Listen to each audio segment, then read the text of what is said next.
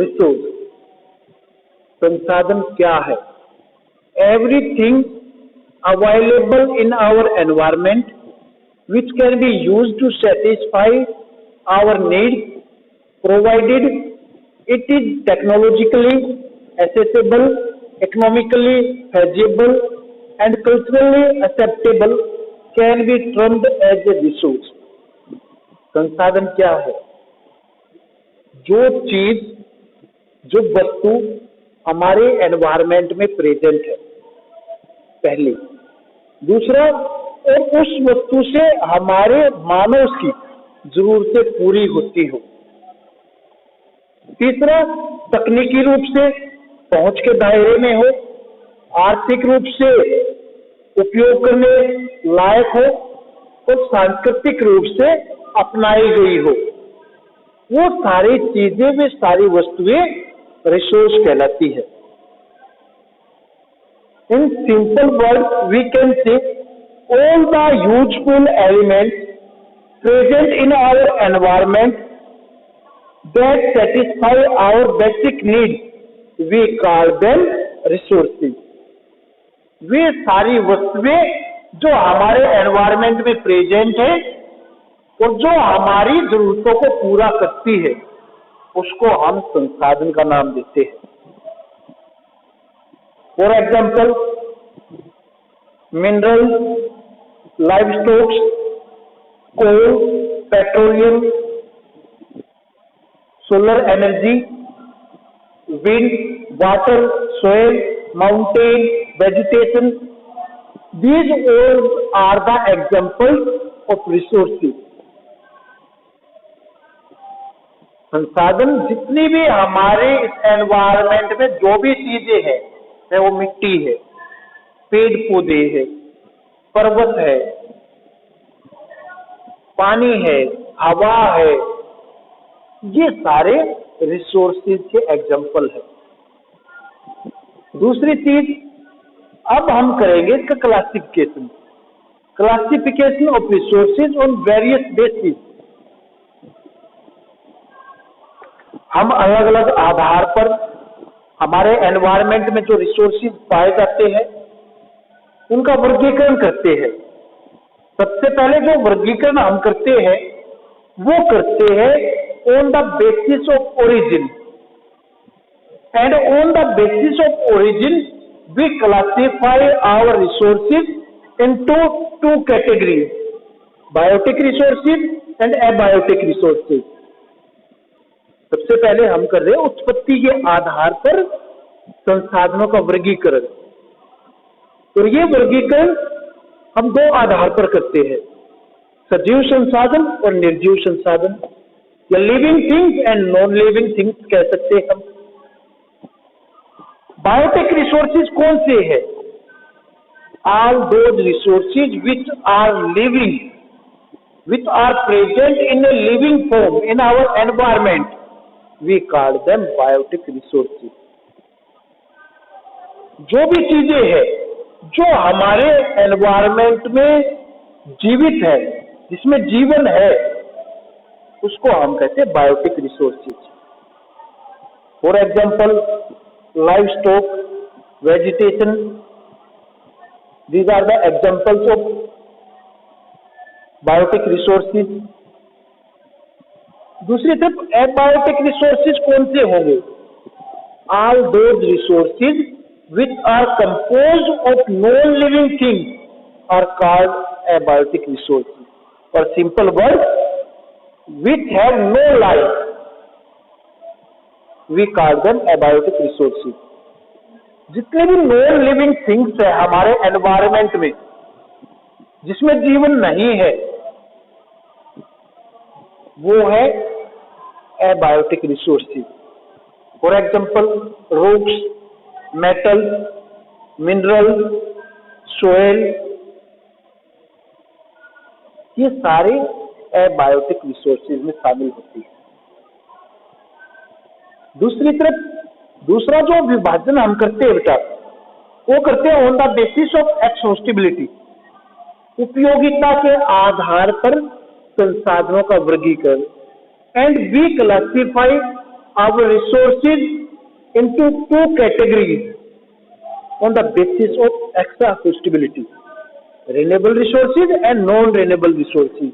These are the two categories of resources on the basis of exhaustibility or utility. उपयोगिता के आधार पर हम अपने संसाधनों को दो भागों में बांटते हैं, एक रिन्यूएबल में और दूसरा नॉन रिन्यूएबल में। रिन्यूएबल और नॉन रिन्यूएबल कौन कौन से होते हैं?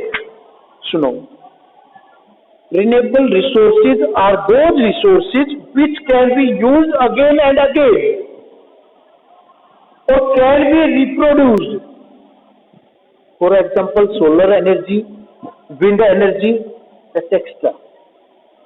रिन्यूएबल रिसोर्सेज वे संसाधन है जिनको हम दोबारा से उपयोग कर सकते हैं, जिनको हम दोबारा से उपयोग करने के लायक बना सकते हैं, जो एक बार यूज करने पर खत्म नहीं होते, कुछ समय के बाद दोबारा से उपयोग में आने के लिए रेडी हो जाते हैं, उनको हम नाम देते हैं रिन्यूएबल रिसोर्सेज का। जैसे विंड एनर्जी है, सोलर एनर्जी है, ये क्या है? ये सारी रिन्यूएबल रिसोर्सेज में है कि मान लो हमने सोलर एनर्जी का जो प्लांट लगा रखा है, जिससे जो हमने इलेक्ट्रिसिटी प्रोड्यूस की वो हमने यूज कर ली। कल फिर क्या होगा? सूर्य फिर निकलेगा, फिर सनलाइट पाकर वो सोलर जो प्लांट है वो हमारी बैटरी को चार्ज करेगा और दोबारा से हम उस सोलर एनर्जी की इलेक्ट्रिसिटी को अपने फिर से उपयोग में ला सकते हैं। दूसरी चीज, जो रिन्यूएबल रिसोर्सेज है ना, वो सारे इको फ्रेंडली है।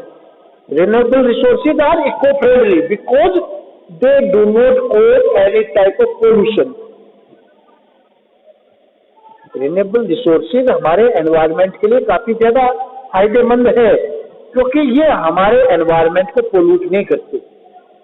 रिन्यूएबल रिसोर्सेज के यूज करने से किसी तरह का एनवायरनमेंट पोल्यूट नहीं होता।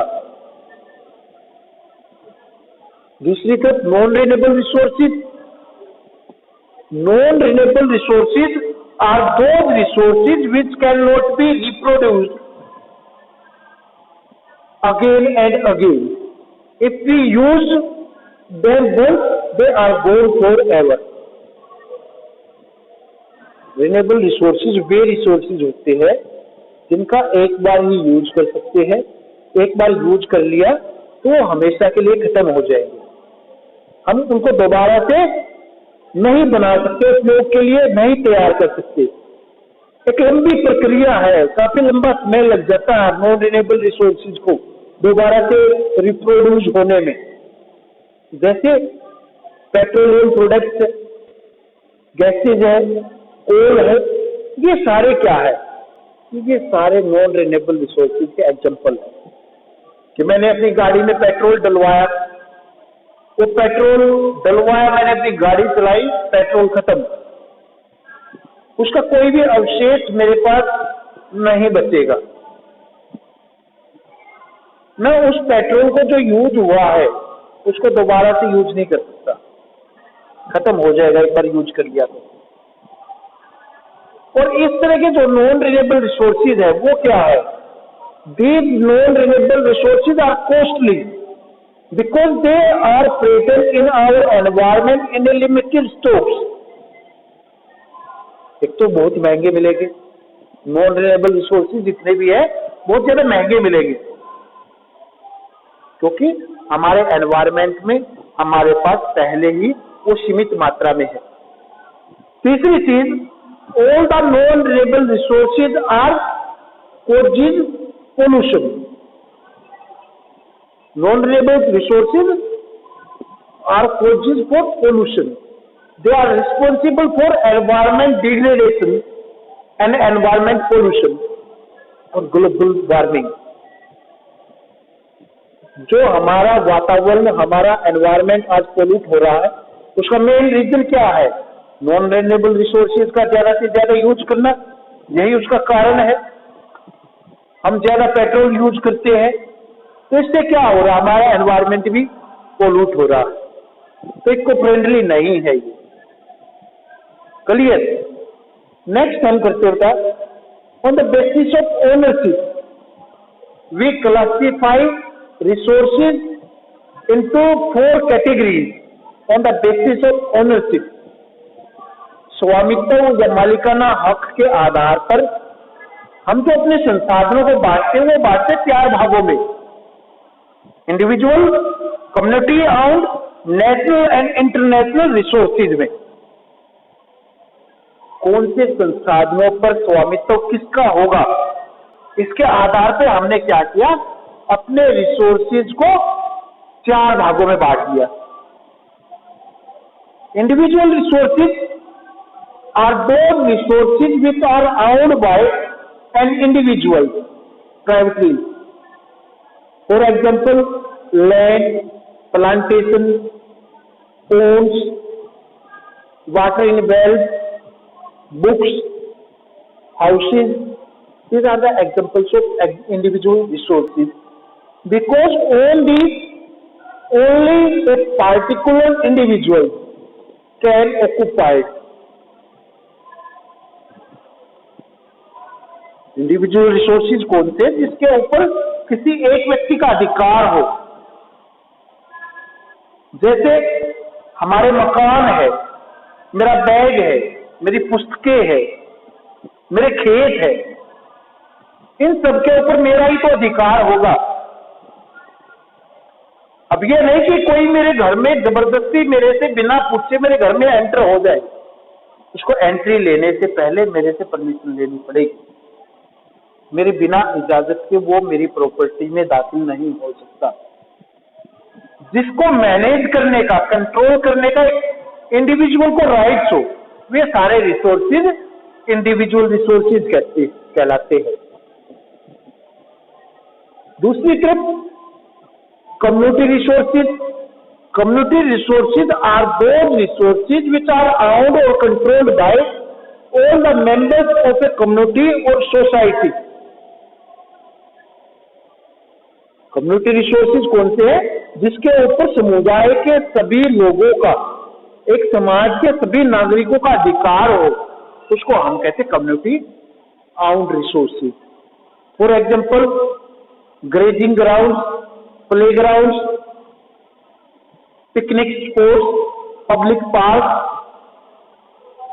कोई पार्क है शहर में, कोई पिकनिक स्पॉट है, कोई ग्राउंड है खेल का, कोई सार्वजनिक चरागाह है, उसका यूज सभी एक बराबर मालिकाना हक से, एक बराबर समान अधिकार से यूज कर सकते हैं, क्योंकि वो रिसोर्सेज इंडिविजुअल नहीं है, वो कम्युनिटी रिसोर्सेज है जो समाज के हर व्यक्ति के लिए है।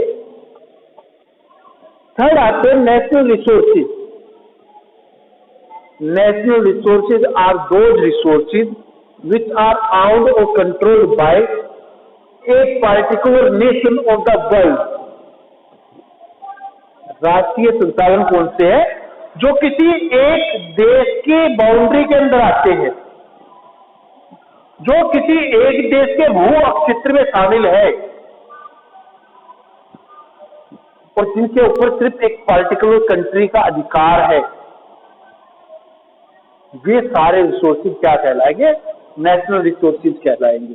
For example, roads, canal, railway, minerals, water resources, forest. ठीक है, जंगल है, एक देश की सीमा के अंदर आने वाले, एक देश की सीमा के अंदर आने वाली सड़कें है, नहरें है, नदियां है, रेलवे है, एयरपोर्ट है, इनको कौन नियंत्रित करेगा? उस देश की सरकार, जिसके भू क्षेत्र में, टेरिटरी रीजन में ये आ रहे हैं। अब बात क्वेश्चन उठती है ओशियन की सीज की, कि जो देश जिनके किनारे पर सीज लगता है, ओशियन के किनारे पर स्थापित है जो देश, तो ओशियन पर क्या उनका अधिकार होगा? अगर उनका नहीं होगा तो किसका होगा? यहां पर हम क्या करते बेटा, कोई भी ओशियन या सीज है ना, उसके लिए हम 4-5 लाइनें लगा देते हैं, इंटरनल टेरिटरी की, इकोनॉमिक जोन की, या इकोनॉमिक बफर जोन की, इंटरनेशनल, इस तरह से कई लाइनें हम लगा देते हैं। तो जो समुद्र है उसकी जो 18-19 किलोमीटर का जो नॉटिक माइल्स है, ये ध्यान रखना, नॉटिकल जो माइल्स है वो हमारा जो किलोमीटर है, जो हमारा साधारण जिससे हम जमीन की पैमाइश करते हैं उससे बड़ा होता है। एक नॉटिक माइल्स 1.9 का होता है, जबकि जो हमारा किलोमीटर है जिससे हम जमीन की पैमाइश करते हैं वो 1000 मीटर का होता है।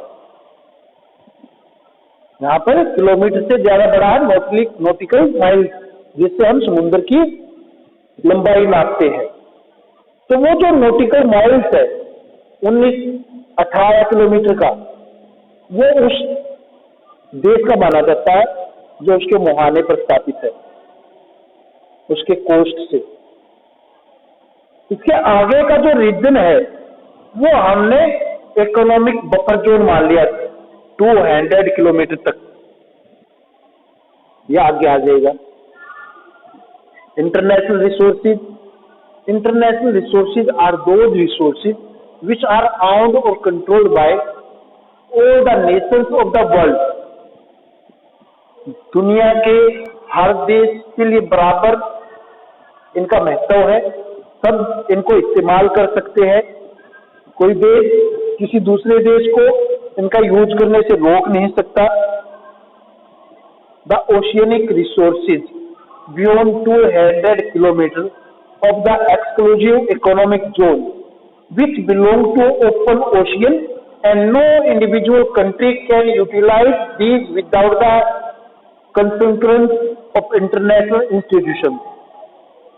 अब इकोनॉमिक जोन है जो 18-19 किलोमीटर का हमने दायरा छोड़ा था, उससे आगे का जो 200 किलोमीटर का दायरा है वो इकोनॉमिक बफर जोन मान लिया, और उसमें हम जो रिसोर्सेज का इस्तेमाल है वो किसी अंतर्राष्ट्रीय संस्था के परमिशन से ही करते हैं।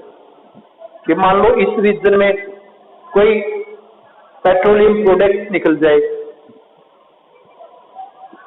तो उसके ऊपर अधिकार किसका होगा? उसके ऊपर किसी एक देश का अधिकार नहीं होगा, बल्कि उसके ऊपर क्या होगा, दुनिया के हर देश का अधिकार होगा। और किसी इंटरनेशनल जो ऑर्गेनाइजेशन है उसके अकॉर्डिंग, उसके अनुसार उस चीज का यूज कर पाएंगे, जैसे वो परमिशन देगी। ठीक है, ये है इंटरनेशनल रिसोर्सेज।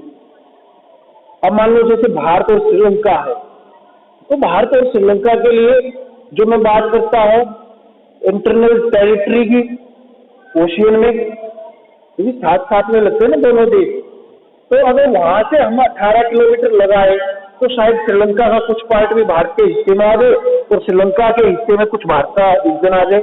तो ऐसा नहीं है, बल्कि वो दोनों देश आपस में कोई कॉन्ट्रैक्ट एग्रीमेंट करके उन रिसोर्सेज का यूज कर लेते हैं, अपनी लाइनें निश्चित कर लेते हैं। जब इस लाइनें में किसी देश के दूसरे जो व्यापारिक जहाज है वो भी एंटर होते हैं तो वो टैक्सेस देते हैं, सीमा शुल्क जिसको हम कहते हैं, कस्टम ड्यूटी, वो इन जहाजों को देनी पड़ेगी। नेक्स्ट आता है on the basis of development, विकास के आधार पर रिसोर्सेज का बंटवारा, और ये हम करते हैं 4 भागों में। We classify resources into 4 various categories on the basis of development. विकास के आधार पर हमने अपने जो संसाधनों का 4 भागों में विभाजन कर लिया, पोटेंशियल में, डेवलप्ड में, स्टॉक में और रिजर्व में। पोटेंशियल रिसोर्सेज कौन से होते हैं? सबसे पहले हम इसी को देखेंगे। पोटेंशियल रिसोर्सेज वे रिसोर्सेज होते हैं जो किसी एक क्षेत्र में प्रेजेंट भी है और ह्यूमन जो नीड्स है उसको भी पूरा कर सकते हैं। These resources are available in a region but have not been utilised till yet and they have potential और capacity to satisfy human needs पहली चीज कि जो एक पर्टिकुलर रीजन है उसमें ये पाए जा रहे हैं, उसमें प्रेजेंट है, लेकिन हम उनका अब तक यूज नहीं कर पाए हैं। तीसरी चीज कि जो ये रिसोर्सेज पाए जा रहे हैं इनमें हमारी जो जरूरतें हैं वो पूरी करने की पूरी पोटेंशियल है कि हमारी जरूरतों को पूरा कर सकते हैं ये रिसोर्सेज, लेकिन कई सारे कारण हैं जिनके हम इन रिसोर्सेज का यूज नहीं कर पा रहे। For example, Rajasthan and Gujarat have great potential for the development of wind and solar energy, but so far these have not been developed properly. हम सबको पता है राजस्थान और गुजरात में अगर हम चाहे तो विंड प्लांट और सोलर प्लांट लगा सकते हैं, वहां से एनर्जी प्रोड्यूस कर सकते हैं बड़ी मात्रा में, क्योंकि दोनों जो विंड और सोलर है उनसे हम एनर्जी प्रोड्यूस तो कर रहे हैं, लेकिन उस लेवल पर नहीं कर रहे कि हम अपनी फैक्ट्रीज, हम अपनी इंडस्ट्रीज को चला सके। उसके लिए आज भी हम जो हमारे दूसरे रिसोर्सेज, एनर्जी रिसोर्सेज, कोल है या इलेक्ट्रिसिटी है, हाइड्रो इलेक्ट्रिसिटी, उसके ऊपर निर्भर कर रहे हैं। लेकिन अगर हम चाहे तो भाई वहां पर बड़े बड़े विंड प्लांट और सोलर प्लांट लगा सकते हैं, उससे एनर्जी बना सकते हैं, इलेक्ट्रिसिटी रिप्रोड्यूस कर सकते हैं, लेकिन we have not proper appropriate technology to use these energy resources as a huge level. बड़े स्तर पर यूज करने के लिए हमारे पास आज भी वो तकनीक नहीं है। ठीक है, तो ये है पोटेंशियल रिसोर्सेज कि भाई क्षेत्र में किसी में मौजूद भी है, हमारी जरूरतों को भी पूरा कर सकते हैं, लेकिन हमारे पास वो टेक्निक नहीं है जिससे हम उनको कन्वर्ट कर सके एक ज्यादा वैल्यूएबल फॉर्म में, एनर्जी सोर्स में। सेकंड आता है डेवलप्ड रिसोर्सेज। अब डेवलप्ड रिसोर्सेज कौन से है? जो प्रेजेंट भी है किसी एनवायरमेंट में और उनका यूज भी करते आ रहे हैं लंबे समय से उनका। Developed resources, these are those resources which have been survived and their quality and quantity have been determined for utilization. ये प्रेजेंट भी है और हम इस्तेमाल भी कर रहे हैं। The development of resources depends on technology and the level of their feasibility. किस मात्रा में वो प्रेजेंट है और हमारे पास क्या तकनीक है उनको यूज करने की, इन सब बातों पर डेवलप्ड रिसोर्सेज निर्भर करते हैं। जैसे भाई हमारे पास नदियां हैं, बहुत सारी बाहर से नदियां निकलती है। कुछ नदियों पे तो हमने अपनी जो टर्बाइन्स है, हमने अपने डैम्स बनाए, नीचे टर्बाइन्स रखी, उनसे हाइड्रो इलेक्ट्रिसिटी प्रोड्यूस कर रहे हैं, हमने उनका यूज करना सीख लिया। लेकिन कितनी? सभी नदियों पे तो डैम नहीं है, हर नदी से, हर डैम से हम इलेक्ट्रिसिटी तो रिप्रोड्यूस नहीं कर रहे, तो जिस कारण बहुत सारा जो हमारी नदियों का पानी है ना वो समुद्र में बेकार चला जाता है, क्योंकि हमारे पास वो प्रॉपर टेक्नोलॉजी नहीं है, की कमी है कहीं ना कहीं कि हम सभी डैम्स, हर नदी पर डैम्स बना के और वहां से हाइड्रो इलेक्ट्रिसिटी प्रोड्यूस करके, चाहे हमारे पास रिसोर्सेज की कमी है, तो भी है डेवलप्ड रिसोर्सेज, लेकिन कुछ ना कुछ हमने उनका यूज करना सीख लिया। भाखड़ा नागल डैम है, टिहरी परियोजना है, ये बहुत सारी ऐसी, सरदार सरोवर परियोजना है, बहुत सारे ऐसे प्रोजेक्ट है जहां से हमने इस तरह की हाइड्रो इलेक्ट्रिसिटी पैदा कर ली है। थर्ड आता था स्टॉक रिसोर्सेज। स्टॉक रिसोर्सेज कौन से है? वो एनवायरमेंट में प्रेजेंट भी है, स्टॉक तो है हमारे पास, हमारी जरूरतें भी पूरी कर सकता है। बात भाई टेक्नोलॉजी की कमी, कि हमारे पास कहीं ना कहीं प्रॉपर टेक्नोलॉजी नहीं है कि हम उनका रिसोर्सेज का यूज कर सके। Stock resources are those resources which have potential to satisfy human needs, but we do not have the appropriate technology to convert them into usable form। कि भाई वो हमारी जरूरतों को पूरा कर सकते हैं, हम सबको पता है, लेकिन हमारे पास एक प्रॉपर टेक्नोलॉजी नहीं है कि हम उनका इस्तेमाल कर सके ज्यादा अच्छे रूप में। For example water. Water is a compound of two inflammable gases, hydrogen and oxygen, which could be used as a rich source of energy if we had the required technical know-how। पानी क्या? पानी दो गैसों का, दो ज्वलनशील inflammable gases का compound है, मिश्रण है, हाइड्रोजन और ऑक्सीजन। दोनों गैसेज इनफ्लेमेबल गैसेज है, सबको पता है। और इन इनफ्लेमेबल गैसेज का यानी कि वाटर का हम यूज एक एनर्जी सोर्स पर कर सकते हैं, एनर्जी सोर्स के रूप में कर सकते हैं, लेकिन कर नहीं पा रहे क्योंकि हमें जो एक प्रॉपर और एप्रोप्रिएट टेक्नोलॉजी की जरूरत है वो हमारे पास नहीं है कि हम वाटर को एनर्जी सोर्स के रूप में कन्वर्ट कर सके। ऐसी हमारे पास टेक्नोलॉजी नहीं है। Hence it can be considered as stocks। क्योंकि जब तक वो टेक्नोलॉजी नहीं आती है हमारे पास, तब तक हम इनको स्टॉक रिसोर्सेज की श्रेणी में रखते हैं। नेक्स्ट आता है रिजर्व रिसोर्सेज। रिजर्व रिसोर्सेज कौन से होते हैं? Reserve resources are those resources which are reserved for future requirements and for future generation।